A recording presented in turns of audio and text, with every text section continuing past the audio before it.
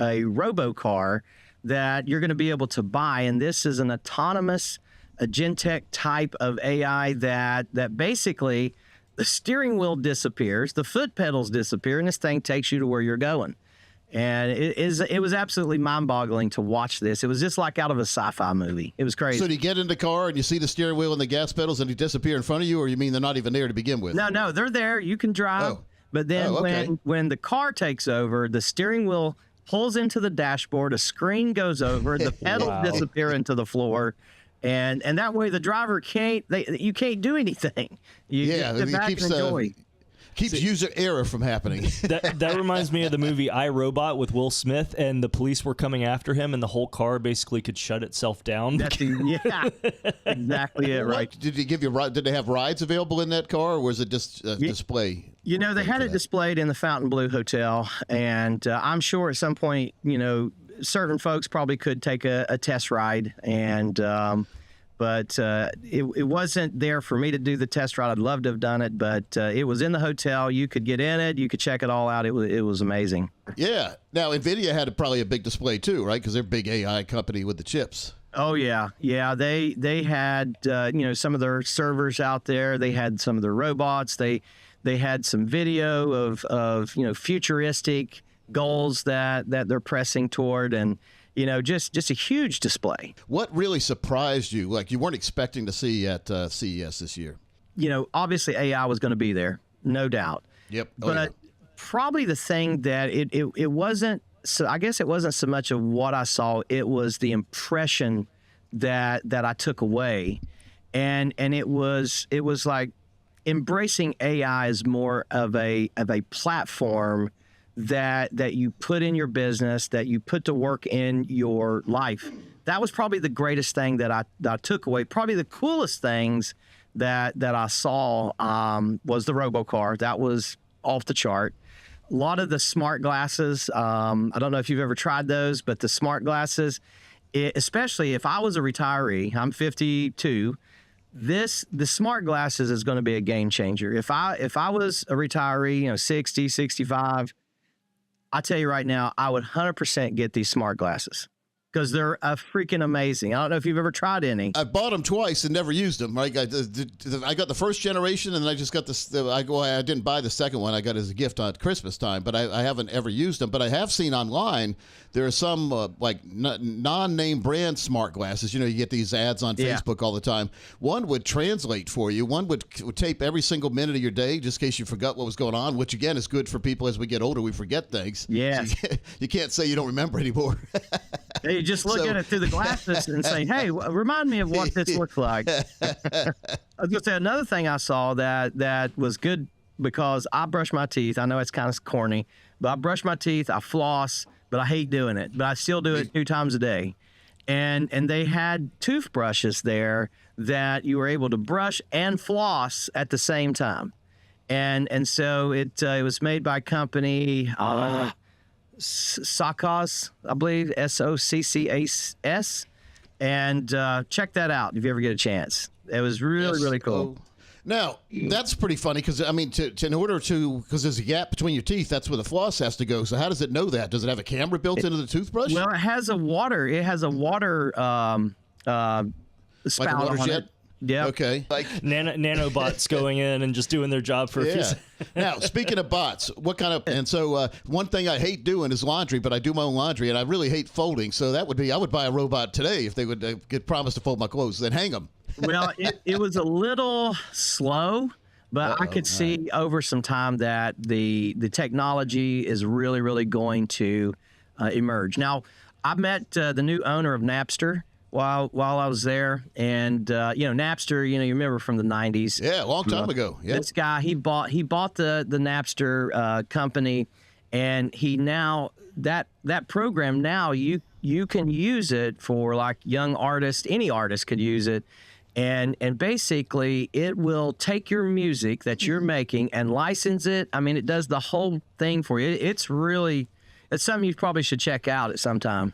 Thomas wanted to ask about the TVs. Yeah. So I saw an announcement that, and I'm not sure the brand, it might have been LG, but they did a wallpaper television that was less than a centimeter thin. Did you see that there? Yes, that was really cool. I took a bunch of pictures, got some info, and that's something that I'm very interested in purchasing.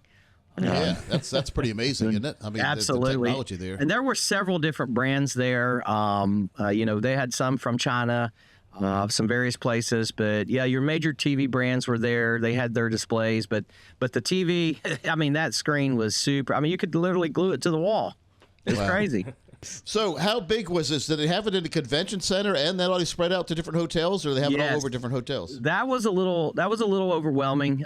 You had several of the convention halls set up, and then they had 5 of the major hotels that they had speakers and panelists off and on all day long. I thoroughly enjoyed listening to some of the panelists talk and just hearing some of the techie guys and some like Hollywood producers and CEOs. Just hearing them all collaborate together was very powerful, and it was. Well, Hollywood's not going to have these gigantic scenes anymore. They're not going to have to pay a whole bunch of people. They'll just have it all in CGI. Well, something more advanced than CGI, but they'll be able to do it all on a computer. Sort of like Game of Thrones. Game of Thrones did a lot of that, by the way. Too. Yeah, they did a lot of graphics added on. One of the gentlemen from Warner Brothers, he was talking about that. He I don't know if you know this yet, but they're coming out with a Barbie 2. That's what he said, that they're making the Barbie 2 movie, and it's going to have some of these effects and all this stuff in, and it's going to be really, really good. Pretty amazing. Now tell folks, I mean, you're not just a normal person that's going to CES. You've got a pretty big tech background. Where'd you go to college? Well, I went to Ohio State, and I've attended MIT, and I love tech. I love digging into the stuff, and just I'm the guy that wants to know how the watch works. I now, get it. You said Ohio State. Usually when someone says Ohio State, they say the Ohio State. The Ohio State, yeah. Thomas, you've heard that before, right? Yes. Yeah, you watch any football game when the guys announce where they're from. Go, the Ohio State. So, which I've been to Columbus. It's a nice place. I mean, I've been to Notre Dame too. Those are like nice college towns. Yeah, I had a Subway store not far from campus there on 23. And it was the #1 Subway store in Columbus because of the college. And there you go. It's good old days back then. Yeah. Nice. Now, you were looking at a lot of things there, and I'm sure because you're a big investor too. You like to invest in stocks and play the market the right way. Do you see any? Did you notice any maybe small companies that no one's ever heard of that you might think are ready to explode? With the products they have. The one thing that I'm looking for when I'm looking for these types of investments, I'm looking for people that have big vision and then that are looking to be a disruptor. You take Elon Musk, his goal is to colonize Mars. I mean, that's just like way up there. And, these companies, fortunately, when you aim high, that you might not hit the stars, but you're going to get into the atmosphere of space, and that's what, when you're looking at these companies, seeing the technology and hearing their ambitions, do they have an open architecture that you could see this company really, really make a display there where they had an omnidirectional treadmill, and there was a guy that was in the VR suit. And basically, he was in Ready Player One total. I mean, he had the whole get up, and they had a bunch of demonstrations going on, lots of people in those suits, and I was watching what they were seeing in the TV, and I thought, oh my God, gaming is coming it has came a long way, and this is the evolution of the gaming industry right here. When you think about gaming growing up, it was the fat kid that would just sit inside and play and sit in front of the TV. But now you have interactive gaming where you can get in shape by playing games. And that makes sense. I told Thomas, and Jose, you probably heard this too. Back in the day, I played a game called Halo. Oh, yeah. Halo was on, I had the Xbox back then. Me and too. my rule back then, and my bedroom was underneath my workout room, so my wife would hear me because I'd start playing the game like at 12 at night and go all the way. But my rule was I had to ride the exercise bike while I was playing Halo. Nice. So it's funny. Nice. So when I started being chased, I would pedal faster, even though it had nothing to do with the game. But I was in really good shape, so I made myself work out to play the game. But now you're going to have to work out to play the games, because if not, you're going to get killed too easy on the game. One thing that did stand out too, that I don't know, I just never had thought of this, but listening to a lot of the CEOs of these different companies speak, and some of the producers at Hollywood, they are bringing influencers out now and allowing them to stream from the TV set. They're bringing them into these companies and allowing them to stream to their audiences. And that's how these movies, they clearly said it, that's how these movies go through these huge ticket sales prior, as the movie's coming out, because they let these streamers are coming in. And I thought that was very, very interesting. You have to build the excitement, because back in the day, they would wait maybe 6 months before a movie would come out. You started hearing about it, then you started seeing advertisements on TV. But it would be like a 6-month runway into the movie. Mm-hmm. Nowadays, the movies don't even go to this theater a lot of times. They come right to Netflix or Amazon or something like that. So everything's changing, and influencers are becoming a big part of that. Oh, too. Big part. I was very impressed with that. One word I'll drop in there for you is agentic AI. It's something that you probably want to get to know better. That's going to probably be a trillion. On a plane, there's no pilot up there? I'm sure that'll eventually be the case. I don't want to be that first few guys that get in there and, Anything else that excited you during the show? I just going through and just seeing the technology, seeing the massage chairs, that was pretty exciting, because now they've got them where they'll stretch your whole body out. And so that was pretty nice. Really, just being overwhelmed is probably the word. You can only see so many things before your brain's like, bleh. Oh, yeah. But there was so many cool things. There was a couple. I'll tell you something that I saw that was really interesting, and you may have seen these before, and you may not. They had crafts there that are full size, and you can put 1 or 2 people in and fly them around. It's a giant drone that you can fly your body around in. Like I could get in, I could buy this thing, get in it here at my house, and fly on the other side of town to my buddy's house. And that would come in handy in New York City, where they have a lot of traffic, wouldn't it? You just fly over the traffic. I couldn't believe what I was seeing. When I was looking, I was like, wow, either I'm behind on my knowledge here, or this is new. And so do you get in it like I remember Orville and Wilbur Wright? They would get in there like pretty much. Like Superman. Is that what you need? Is it big enough? It's a big drone then. It's a big drone. It's got big blades on it, and I'm sure it has some limitations, but you can literally get in this thing and fly over to your buddy's house. Got to make sure you don't cut somebody's head off with those blades too, right? Oh yeah, Them blades were no joke. They were huge. What is it? Battery powered, I guess, right? Yeah. So, did it have new battery technology coming out? Did you see anything like that? Because that's always a big thing.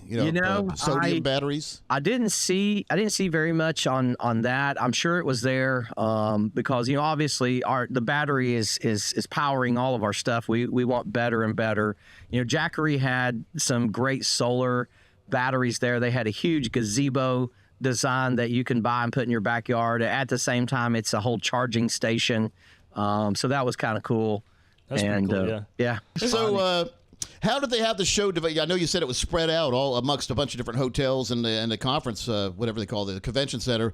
How did they have the booths divided? Did they have them in different sections? Like you went to Tomorrow World over here, and you went to sort of like Disney. You had different places, or yes, they had it customized by theme, and so you could see some of the cars here. You could see some of the health and nutrition things. Oh, that's another thing I saw. I saw this one. Workout gym. It's called Monster Gym, I believe was the name of Gym Monster. That's the name of it. Okay. And this is the granddaddy of home fitness. It's a very small thing that you can literally fold up, but it's got the technology built into it. It's like having 200-300 pound weights that you can bench press, you can do all kinds of stuff, and this whole thing just folds out, and it was made really, really well. I was like, wow. But when you're done, you just literally fold it up, and it's like hardly That's amazing. anything. So what innovation made you say, why hasn't this existed before? I would say the drone was probably that. I was like, wow, I'm surprised it's kind of taken this long, because drones has been out for a long, long time. Oh, yeah. And you know, and again, I may just be behind in that area, but when I saw that, I was just like, wow.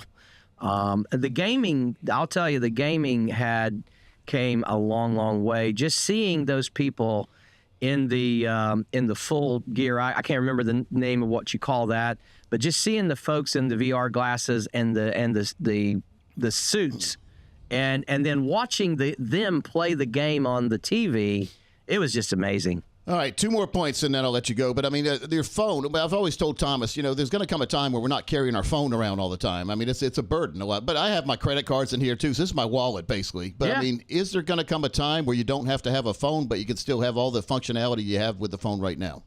I think so. I think eventually you're going to have some type of futuristic device that, whether that's a band you put around your wrist, and it has a small projection that when you hit the button, it kind of pops up, and you know, you got everything kind of almost in the air.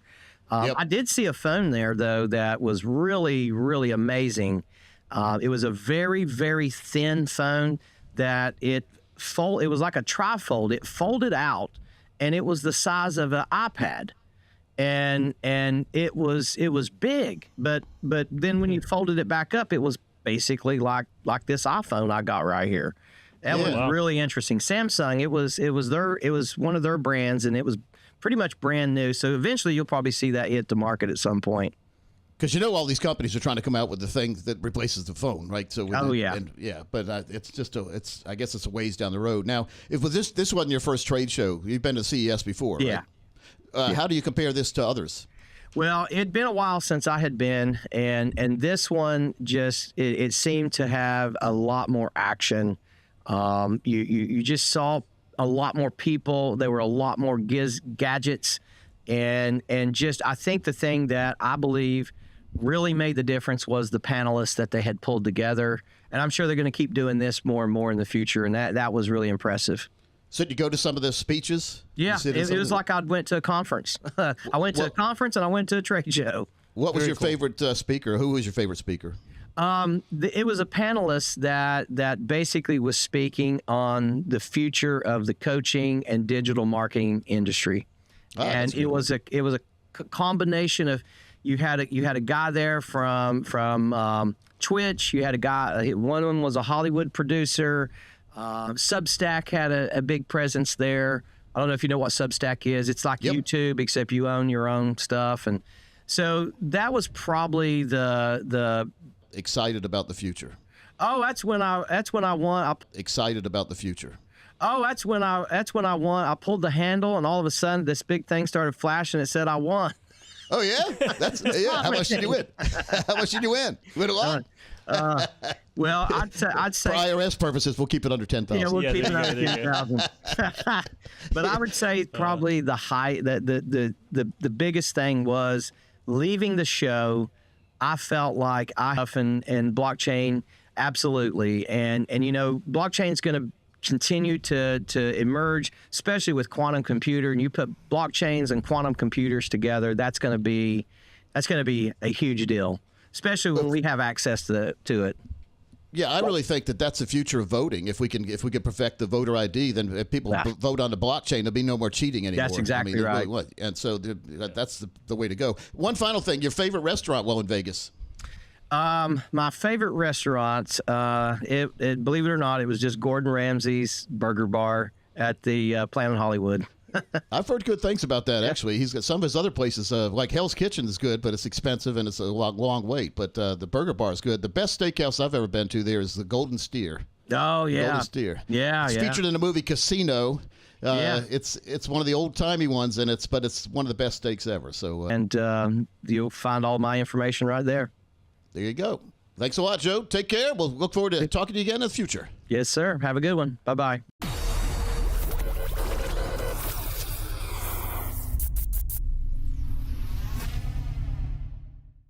Hey, I'm Coach Pete DeRuda, president of Capital Financial. Folks, the financial world is very, very confusing. That's why we put together a series of educational videos called webinars. You can see them at any time by signing up at CoachPete.com. We'll see you there.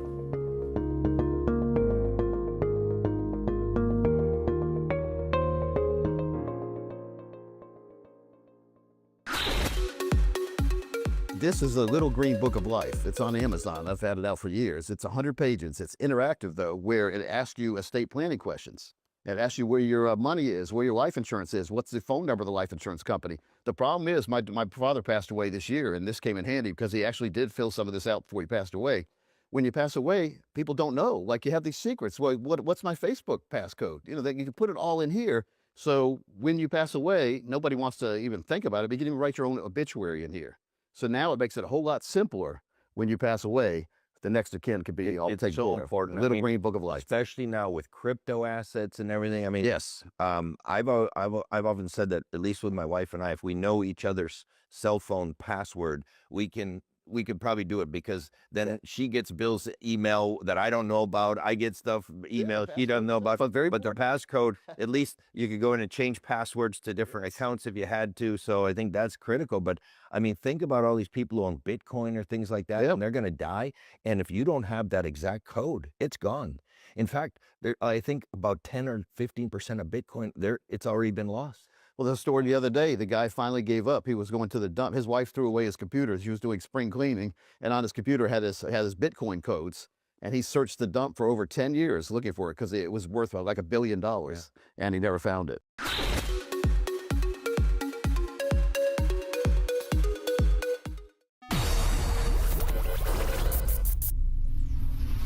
If you were a farmer, and I've used this analogy before, and you had a field, and you were out in your field, you were planting corn seeds that day, and you look into the entrance of the farm, you see a big dust cloud coming, and it's 3 big SUVs pulling up into your yard, and they get out of the farmhouse, and 3 guys get out of each one of those with sunglasses on, looking like Men in Black. And they say, Mr. Farmer, we're going to give you a choice today, and this is going to be a lifetime choice, and you better think about it. And they say, we're either going to tax you today on the corn, there's little corn niblets you're putting in the ground. We're going to tax you on that little bag of corn niblets, and we're going to leave forever. Or we're going to not tax you today. You don't have to pay tax today, Mr. Farmer. You get a great day, you're not going to pay tax. But we're going to be back every single year that you harvest and tax you on every ear of corn forever. As the farmer, which one would you take? You know what the average American is doing? They're saying, oh, thanks for the choice, Mr. IRS. We would gladly not pay taxes today. We'll see you every single harvest season forever. And then we'll also see you on our harvest when we die. So, no. The answer is no. Don't use those tax-deferred accounts all the time, or don't get addicted to them, because there are better choices out there.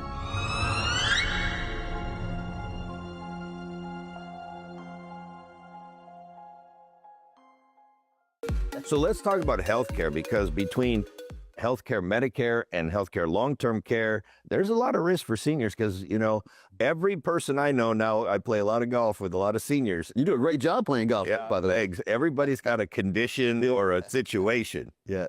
Well, it happens. And so one thing we can't plan for is the unexpected. But we have to have money put aside for those unplanned events, called emergency account or whatever, or liquid money. And so if you lock all your money away, if you're putting it all in these stocks that you're hoping are going to one day go way up and they're not, you feel like you're captive to your investments. Like I've talked to a lot of millionaires, but they have all their money tied up. They don't feel like they're millionaires at all. So it's about having financial freedom. And if you set your portfolio up the right way, Tom, like you've done, you can feel financial freedom. I can tell by looking at you, you feel financial free. Yeah, I mean, I'm not just talking the talk, I'm walking the walk. Right. And I'm out there every day and play golf 4 to 5 days a week. I see you. Pickleball 2 days a week. I mean, I'm taking it serious. My wife and I are going on Viking cruise from Budapest to Amsterdam. That's what retirement's supposed to be about. Having fun. Is having fun. And that's what I'm doing.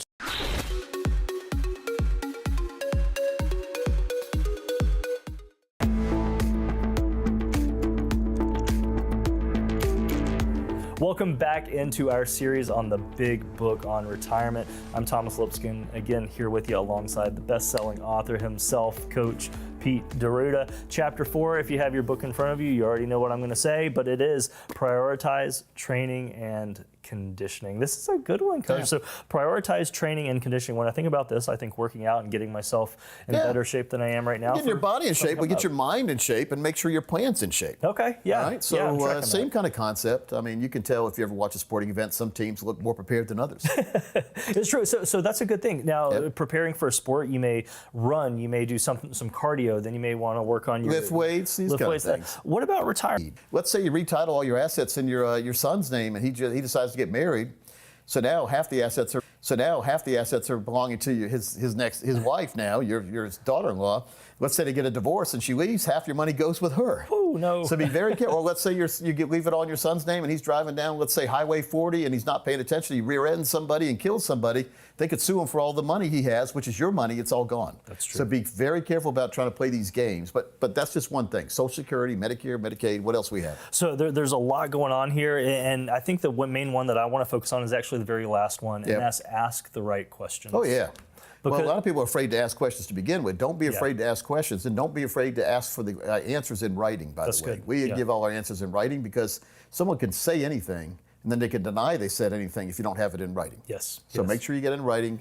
It shouldn't be confrontational anyway. We are here to help you. We want to make sure that you have the best retirement possible, and any planner should do that too. So every decision we make is in your favor. That's the definition in my mind of a fiduciary. Yes. Always doing what's best for you.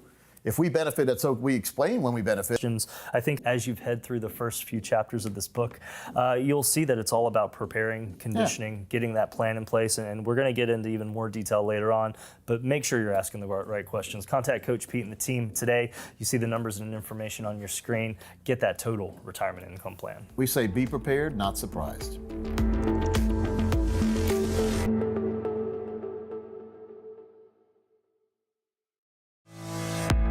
Just be careful of where you put your money. Make sure not to put all your money in one place. Yeah. Pick out 20 that you really like. Make sure they're not meme coins unless you're going to actively watch that and get in low and get out quick in a matter of hours or seconds. That's good, yeah. I like long-term holding. I like Bitcoin. I like Ethereum. I like, I like Solana, and I like Ripple, and I also like Nano, and I like T7X, and there's a couple other ones out there. There's some good ones out there. So, but you need to find what you like. This isn't investment advice. You pick what you want, but I'm just saying pick strong ones. Pick ones that aren't overly feeing you. That's one thing I don't like about Bitcoin and Ethereum is the gas fee, the transactional fee. You can see them at any time by signing up at CoachPete.com. We'll see you there.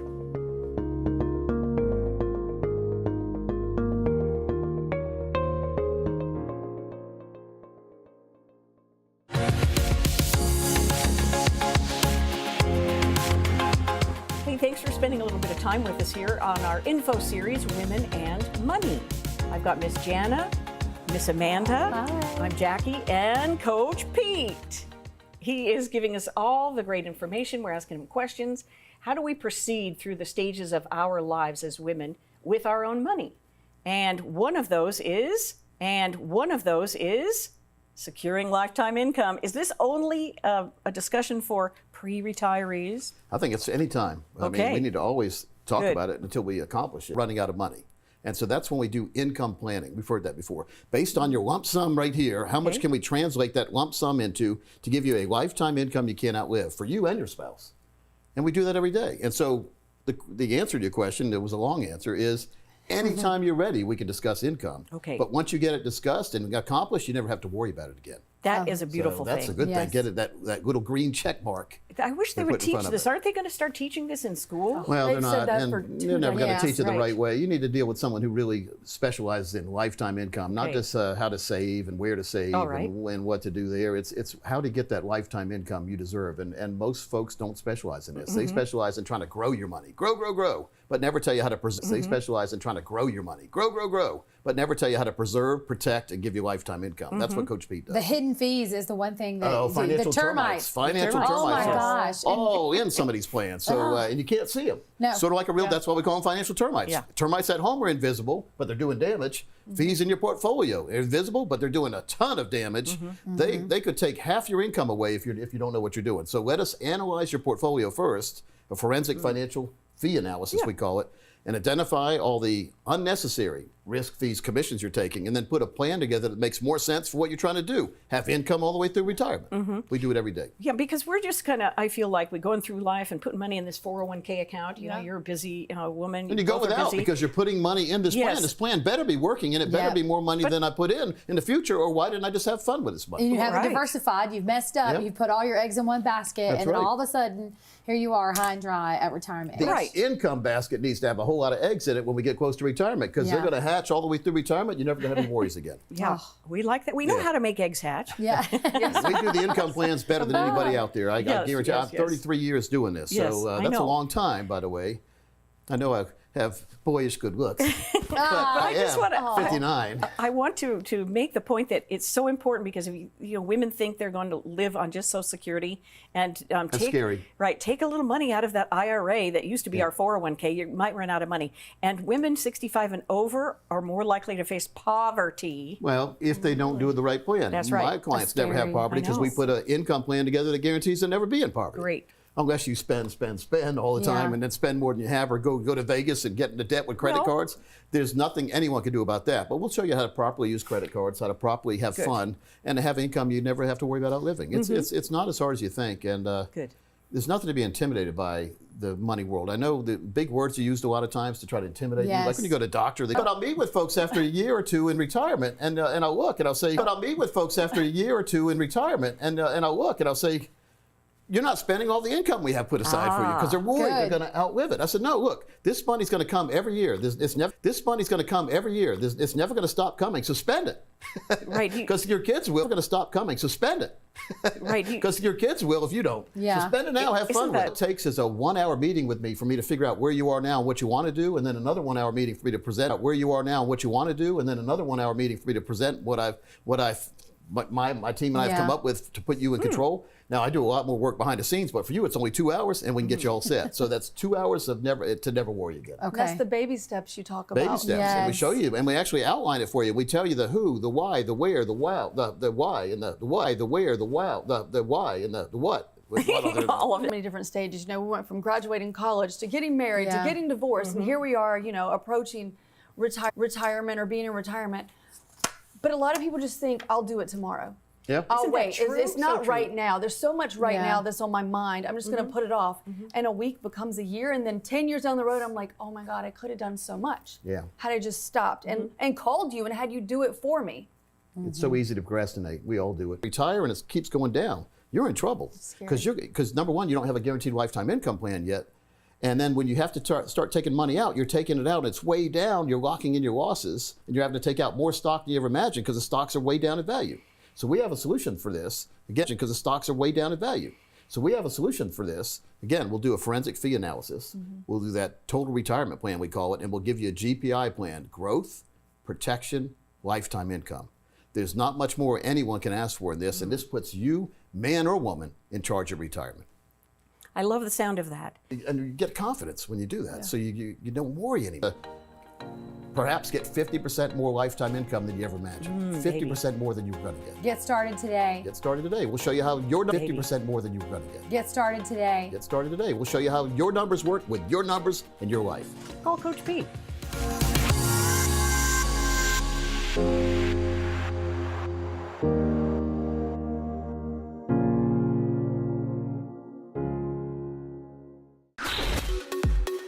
$54% of Americans say that inflation is the #1 risk that they're facing. And I mean, prices have gone up.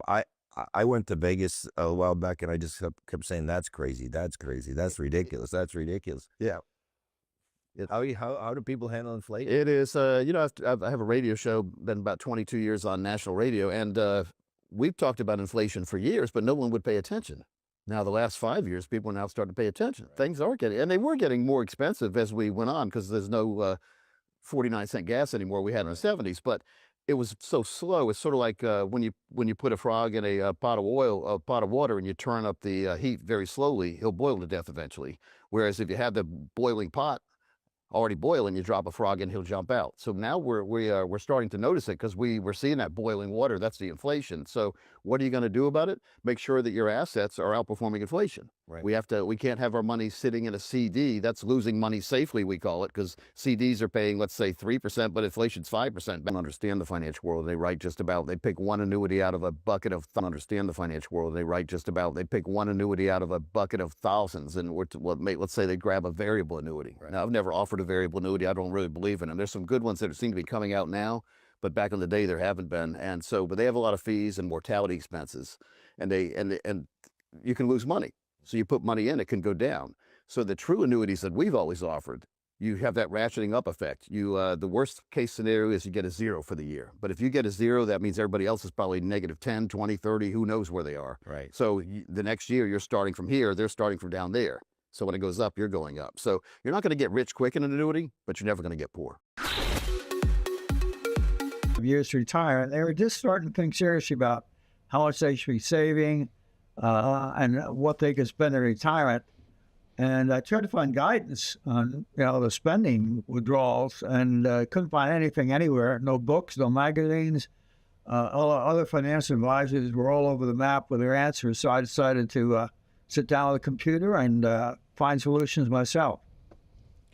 Well, you said this is your second career, and I want to tell folks a little bit about you. You were born in Brooklyn, New York in 1947, and then you went to MIT as a rocket scientist. You had a BS in aeronautics and astronautics from MIT. That is fascinating. Then you worked for your family soft drink bottling company after that. So you have a research mentality, don't you? Yeah, I've learned something for every career I was in. Tell me a little bit about the bottling career. That's a fascinating concept to me. Yeah, well, that business had been in our family since the 1880s. It started out as a small backyard soft drink business in Brooklyn. In those days, soft drinks were not consumed year-round. Generally, they'd shut down after Labor Day and open up, sometime in the spring, which is pretty amazing when you consider what the business is like today. Yeah. But the business grew. They picked up the 7-Up franchise in the 1930s. The business grew and became substantial. And I was very disillusioned with what was happening with the space program, so I decided to accept the invitation to join. And glad I did. I learned a lot there. Yeah. Well, so you got your degree, you did the bottling, and then something must have gone off in your head about 17 years into that career. Let's go somewhere where it's nice and warm in the winter. So we ended up in San Diego for many years, and then finally here in Tucson. And so you were in the financial planning career. There's a lot of us out here, and you must have been sitting down one night and you said, well, I need to figure out how much someone could take out of their portfolio and not run out of money. Is that how what was the thought process to come up with the 4% rule? Much. And what year was it? Sure. That was I did research in 93 and published a paper in 94. And essentially what I was trying to answer was, what was the worst case situation in history? If you wanted to be ultra conservative and withdraw at a rate which guaranteed 30 years based on anything that's happened in the last 100 years, what would it be? Turned out to be about 4.15%. Was the worst case, which applied to the person retired in October of 68 who ran into a buzzsaw market, bear markets, one after the other, and then terrible inflation, which was to increase their withdrawals. We call that sequence of return risk when you retire into a bad environment like that. And That's so right. you tested those back in the 90s. And what surprised you most when you were doing this research on the 4% rule? Well, I was surprised at first when I looked at the asset allocation. I wasn't sure how much you need in stocks and bonds. And when I ran the numbers, it clearly indicated you need a very substantial position stocks, 65% probably. And bonds, not so much. If you go much higher than that stocks, you get hit with a bad bear market, you get devastated. If you go low and with more bonds, you won't have enough oomph in the portfolio to generate the returns you need to get the withdrawals. Right. And when we say stocks these days, there's so many stocks, and people need to diversify properly, or they could pick the wrong stock and be bankrupt in 2 days if it's a bad stock. You see some of these stocks go like a rug pull and they don't exist anymore. So how can someone make sure they're picking the right stocks to go along with the 4% rule? Well, I think diversification is the key. Invest in funds broadly diversified across markets, across countries, across industries. good high quality funds. There are plenty of those. Most of them are index funds and vertical data. I basically reconstruct the portfolios of investors retiring in 1926 to date. I had seen nothing in history that indicates anything then well. Now, you said you've been quoted that the 4% rule was never meant to be a law, more of a process. How should people use it today without locking themselves into a rigid number, I guess we say? Yeah, I've identified in my book what I call 8 elements, which are basically assumptions that you can use to personalize your withdrawal plan.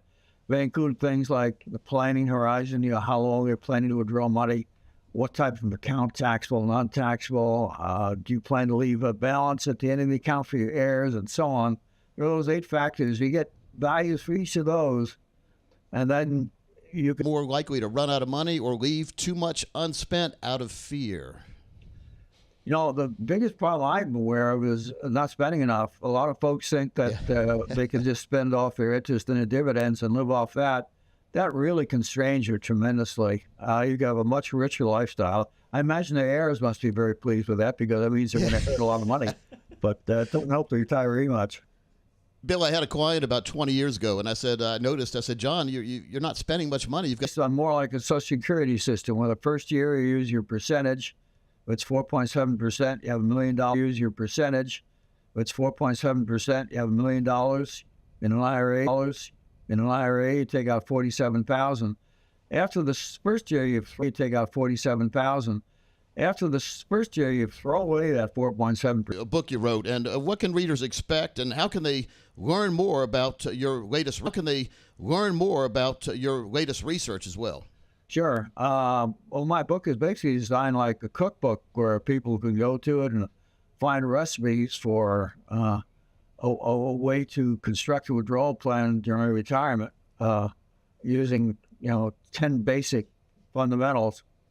And then my website, bengenfs.com, I have bengenfs.com. I have developing a whole library of scenarios that people can look up something that's close to their own. Critics have said that 4% rule is obsolete after the 2021 to 2023, and critics have said that 4% rule is obsolete after the 2021 to 2023 inflation shock.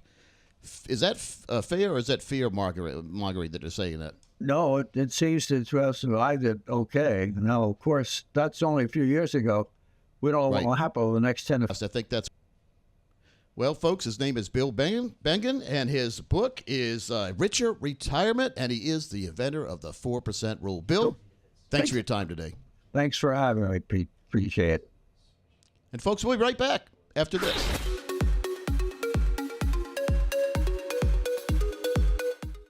Back out as an emergency fund, or if you don't need it and you die, it goes just to get you where you need to be. And that's why I think it's so important to work with a financial professional. You run the numbers for us, and they're even comfortable with us using. You run the numbers for us, and they're even comfortable with us using them here on the board for you. This is a real study from a radio listener that came in, and we're not looking at the comprehensive plan here where we go tax, healthcare, Medicare, Social Security. We're looking. Now, they had about $1.4 million in retirement savings. Now, Wall Street is going to recommend that you take the nationwide North American 60 get us, targeting a 7-year window. Now, age of death, we normally do spreadsheets and 30-year models, but in this scenario, let's go a little farther because people are living longer.